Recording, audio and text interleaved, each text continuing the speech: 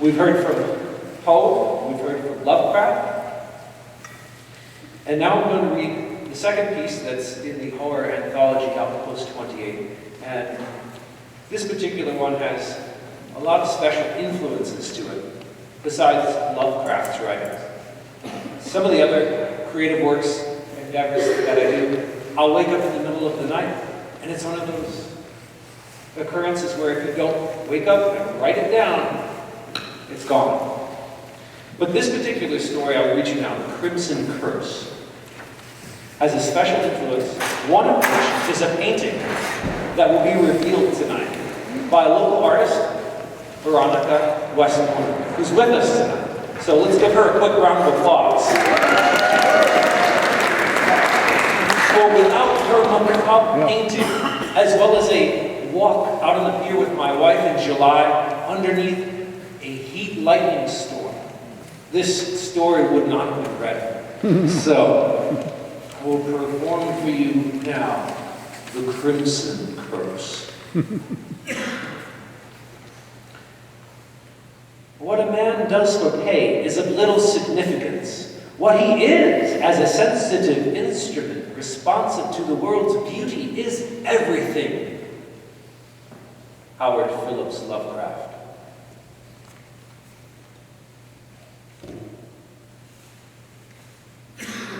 One.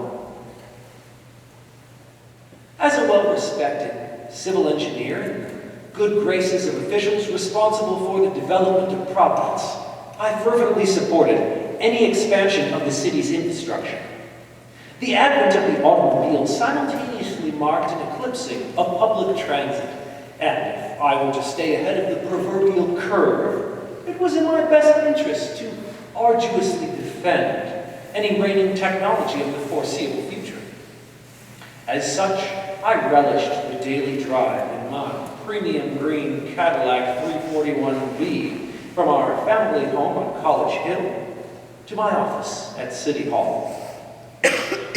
My usual route to work brought me past the Rhode Island State House, whose glorious marble dome, topped with its bronze statue of the independent man, gleamed in the morning sun, a testament to the liberty and order around which my reality was constructed. Upon making the return trip down Dorrance and Dyer Streets, across the Point Street Bridge, and then back north along Benefit Street, it never failed to impress me how Providence Harbor represented an unadulterated blend of bustling cityscape with healthy maritime commerce. Thus I go, day after day, leaving for home mid-afternoon, stopping by the post office if necessary, and smiling at the ever-expanding campus of my alma mater, Brown University. With our two adult children often starting families of their own, I had resolved to purchase the Cadillac as an early retirement gift, with no small amount of disapproval from my loving wife, Sarah. However, a recent accident involving the unceremonious dashing of a stray animal in front of my vehicle resulted in regrettable damage to its left wheel. After an exceptionally long and tiresome day at the office, I was admiring the late July sunset over Prospect Terrace before approaching my turnoff at the corner of Congdon Street and Boyd Lane. As I started to execute the right-hand turn, a pesky stray suddenly darted out from the passenger's side. I veered left to avoid hitting the creature, though still doing so, despite my efforts. The driver's side fender and bumper penetrated the tire wall upon impact with a fire hydrant, which began spouting water and would need to be seen to by Public Works immediately. All told, the vehicle could be repaired in short order. Regardless, I would report the incident to my younger brother, a local police officer who would, under the right pressure, withhold it from the newspaper in order to protect my career. Yet, before stumbling home to make that particular call, I inspected the road for the remains of the blasted stray. And was amazed to find only a small pool of blood where I had struck the animal. More than anything, I was disturbed by the fact that the crimson liquid emitted a putrid stench so offensive I gagged several times over.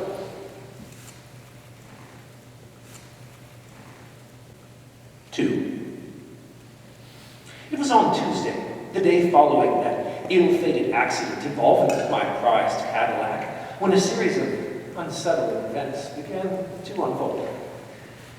Departing a full hour earlier than usual, I begrudgingly walked the distance to City Hall. Sleep had not come easily, as I was in the throes of preparing for an important meeting on Wednesday with Governor Case and his staff, during which I would deliver a proposal suggesting a complete renovation of the area between Fox Point and the Washington Street Bridge. This neighborhood had fallen by the wayside, in my opinion, having degenerated to cheap tracts of land upon which impoverished immigrants and their mangy pets congregated over the past decade, making it prime real estate for future road development. Not long into my morning trek, I became turned around at what was most certainly the west end of Lloyd Lane, where the accident had occurred.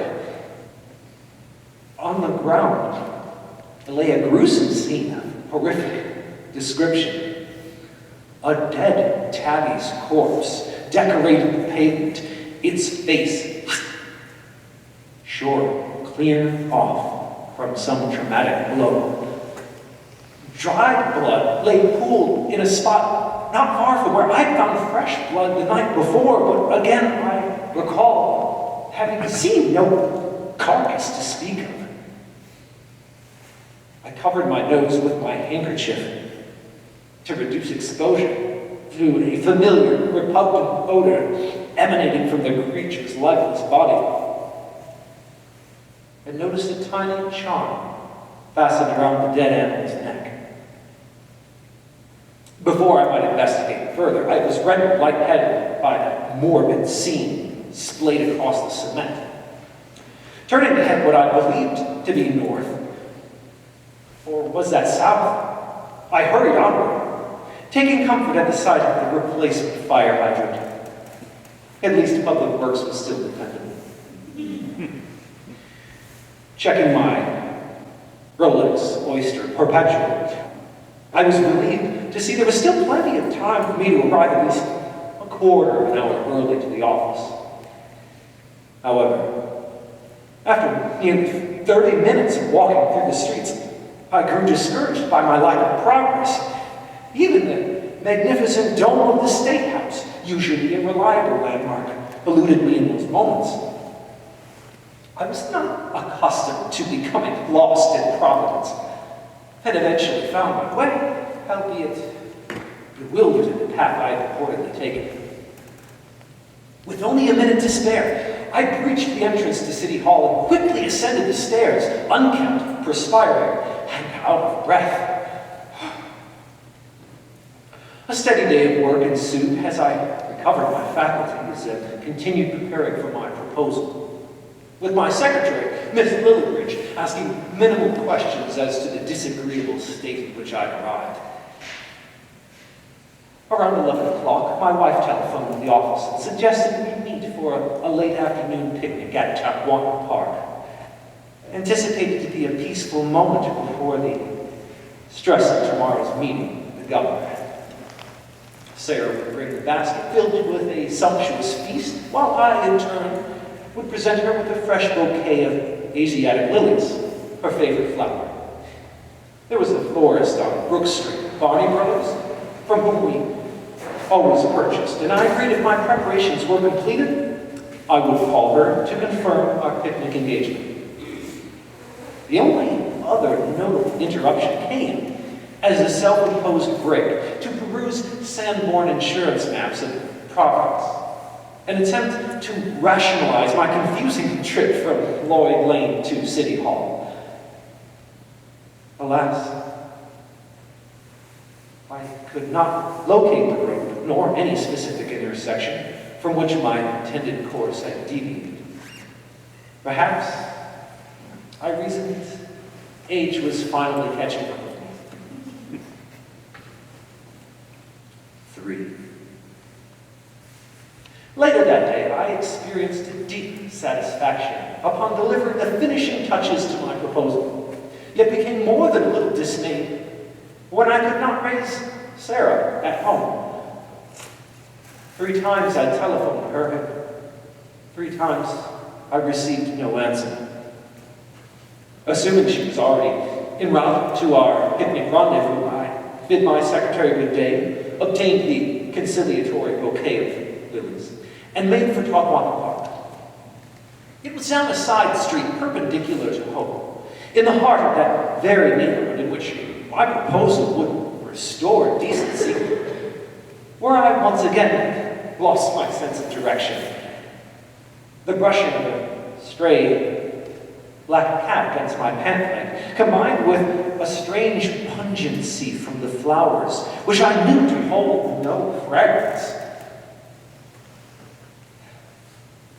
evoked an inexplicable sense of mounting dread.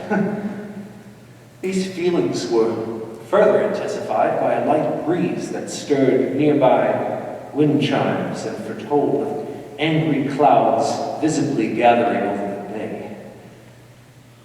At the park, I became truly concerned when I found Sarah's gingham blanket unattended, her lacy handkerchief discarded next to our wicker basket.